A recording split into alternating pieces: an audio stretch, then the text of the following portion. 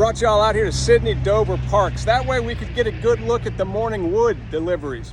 You see, there's been some reports of fraud ending up here in the FEMA collection sites. After Hurricane Milton, all that storm debris from the trees, it ends up in a place like this. They run it through a tub grinder and it turns into mulch. Residents figured out in Odessa Keystone area was sites like this were being utilized by the developers who put in for a tree permit before the storm, cleared all of the brush off of their property, and had the federal government clean it up for them for free, because ultimately all of this money gets paid back from FEMA. This made residents in Keystone, Odessa very angry for a number of reasons. Number one, Hillsborough County couldn't turn all of their parks into waste transfer facilities, so they were coming up to property owners in that area and saying, hey, we need you to allow us to do this to your property. And property owners said, what do we get for it? And they said, you get to be a good neighbor. And they rightfully laughed at the county. And then the county came back and said, okay, for $4,500 a month,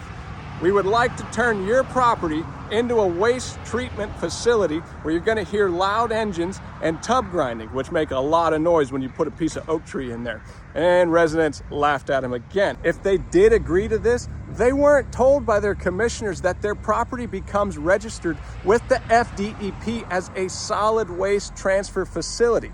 What irritates me about all this was residents reached out, including myself, and said, hey, your developer buddies are taking advantage of the FEMA dump sites that were set up for residents like me, not private interests like your developer friends. Commissioners said, oh, we've been alerted into this matter. We're investigating it. We will get back with you shortly. And then that's it. They didn't investigate it. You can investigate it when your campaign donations, there's thousands and thousands of dollars from developers. The shenanigans doesn't stop with the commissioners turning a blind eye to their developer friends while they defraud FEMA. You will see Operation Barbecue Relief pull up to areas that were hit hard by the hurricane. And you will see people like Jay Collins, he's one of our state senators. He will be standing there smiling, pretending like he's serving out some delicious barbecue. But don't let that smile fool you. He's only there because he's making a six-figure income from a charitable organization. He makes $187,000 a year for supposedly 40 hours a week worth of work. I'm not sure how you can do 40 hours a week worth of work and be a state senator at the same time. It seems like you would either drop the ball on being a senator or you would drop the ball at being on the board of a charity. Combined, this charity is paying its board $1.6 million. Everybody on the board is making six figures. There's one or two names that are like 0 hours or whatever.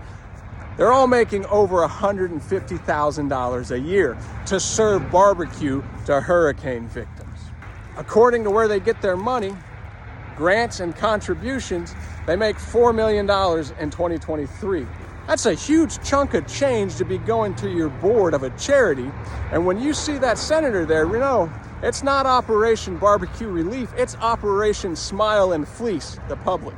I'm Matt the Welder. God bless America. And in 2026, I want to be Florida's next governor because I'm getting sick and tired of watching these bureaucrats take advantage of us. But I need all the help I can get. If you like these videos, share them. And if you can, donate at mattthewelder.com.